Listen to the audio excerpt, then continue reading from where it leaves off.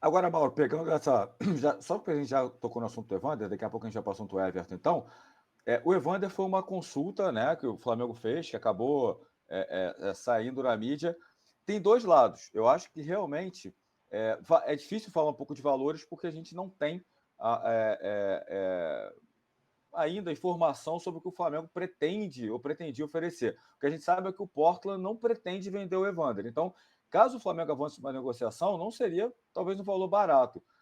Mas ao contrário, não te dá a sensação que, não estou falando que especificamente o Evander, mas o Flamengo sai um pouquinho da casinha de sempre naqueles mesmos jogadores. Tudo bem, podia estar fazendo isso aqui na América do Sul, com alguns jogadores. Eu esqueci o nome do menino do Estudiantes, né? Que o Benfica está querendo. Roleza.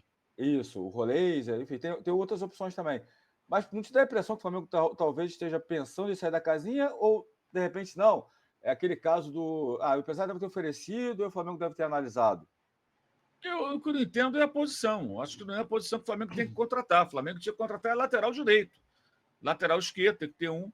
Acho a ideia do Capixaba nesse combo aí com o Léo Ortiz interessante.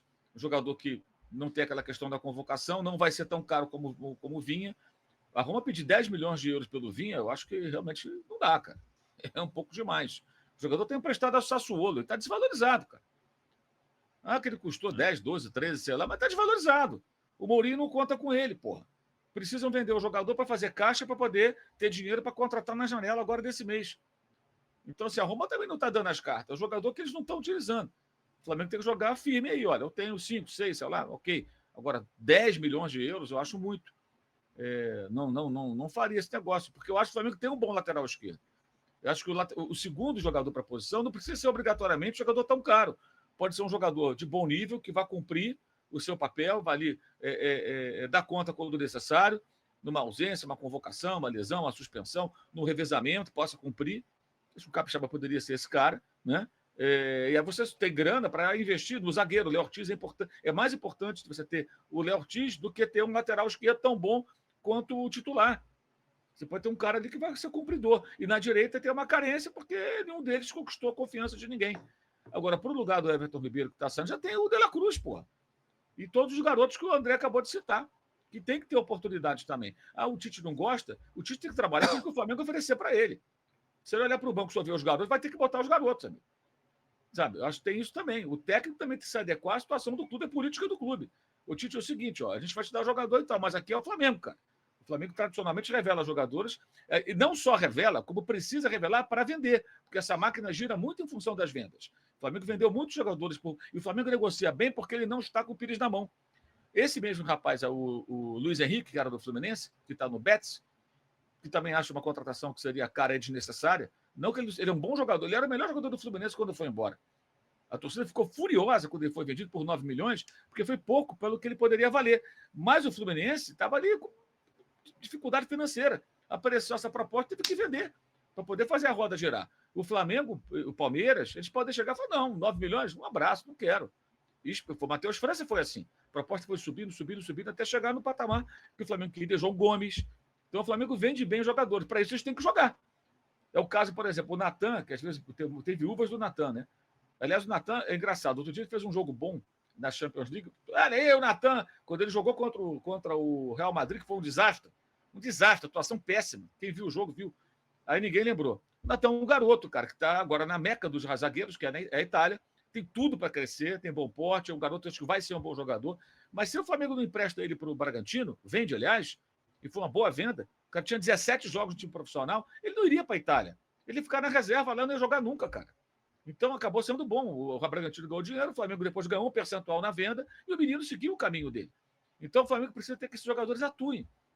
Então o Tite tem que entender isso também. Alguém tem que falar: o Tite, ó, a gente vai te dar. Tem o De La Cruz, tá? Olha que presente de Natal você ganhou.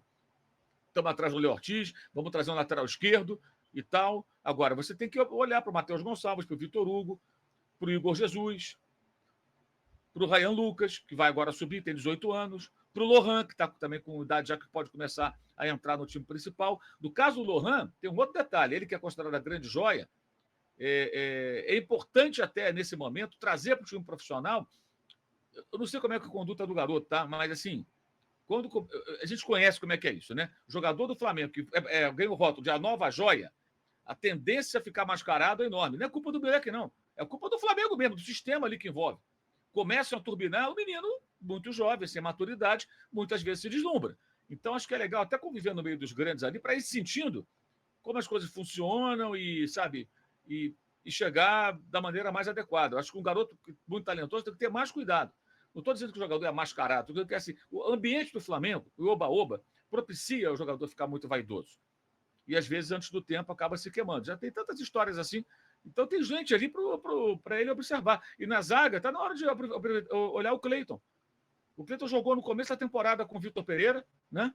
Jogou contra o Botafogo até de lateral esquerdo, no jogo da contusão do Pulga. E, de repente, não entrou mais. O jogador que já jogou de lateral esquerdo. O Tite sabe disso? Já observou? E se o Cleiton virar uma opção para zaga e lateral? Que, aliás, é uma coisa tão comum na Europa, né? E aqui no Brasil é raríssimo. Jogador que atua na zaga e também sabe jogar de lateral. Então, assim, jogadores evoluem. Ontem estava vendo de novo um jogo do Liverpool, o João Gomes está jogando no lugar do Roberts. Ele era o mais fraco jogador do elenco do Liverpool na defesa. Continua até lá hoje, ele melhorou muito. E jogava zagueiro, lateral direito, jogando na esquerda, cara. O jogador de futebol com um técnico bom, se ele for inteligente e dedicado, ele pode evoluir. Garotos, então, mais ainda. Então, acho que a função do Tite tem que ser essa também. Mas alguém tem que falar para ele, a gente não vai te entregar os jogadores todos que você quer, não, cara. Aqui a gente tem que botar a molecada para jogar, até porque o Flamengo precisa vender esses jogadores em algum momento. E aí eles têm que ser colocados na vitrine, senão não vai jogar. E o que eu disse, o Cleiton não joga, se o Natan não fosse para o Bragantino, estava até hoje lá encostado, atrás, na temporada passada, do Léo Pereira, né? Léo Pereira está sempre nas páginas também, né? Que coisa. Léo Pereira, o Rodrigo Caio, que estava no elenco, o Fabrício Bruno, o Davi Luiz, quem mais? E o Pablo. O Natan estaria atrás dessa gente toda, gente. Como o Cleiton está lá, não jogou mais. Jogou com o Vitor Pereira, que, aliás, tinha essa virtude. No Corinthians também, o Vitor Pereira botava a molecada para jogar. Os miúdos. Os miúdos. Então, o Tite tem que olhar para isso também, entendeu? Olha, o ambiente aqui é esse, o clube é assim, nossa política é essa, a gente tem uma base, a gente tem que botar esses meninos para jogar, você tem que olhar para eles também. A gente vai te dar o jogador. Cara, o cara ganhou o De La Cruz, cara, o jogador dos mais importantes aqui da América do Sul nos últimos anos. O cara ficou 6 anos no River Plate, ganhou tudo que é título lá, só não ganhou o Mundial de Clubes. Ganhou todos os títulos possíveis praticamente lá. Enfim, já ganhou um presentaço, né?